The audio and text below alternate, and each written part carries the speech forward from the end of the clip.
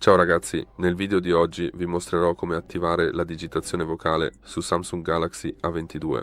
Andiamo.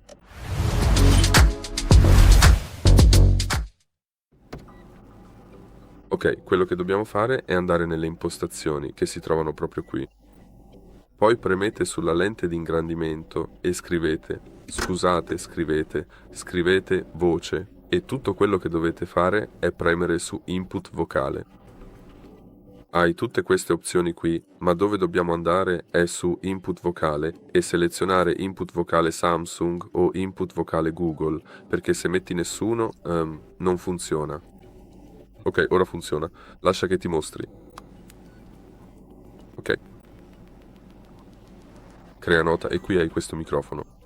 Ciao a tutti, il mio nome è Hard Reset e vi do il benvenuto. Ok, come puoi vedere l'input vocale non è il massimo, ma forse è questa app che non va bene. Ciao a tutti, mi presento, il mio nome d'arte è Hard Reset. Come puoi notare facilmente qui, hai la possibilità di eliminarlo in ogni momento e come vedi puoi anche toccare lo schermo. Basta un semplice tocco per attivare la funzione per parlare e interagire. Per quanto riguarda me, ho attualmente 18 anni e funziona. Grazie per aver guardato. Buona giornata. Arrivederci.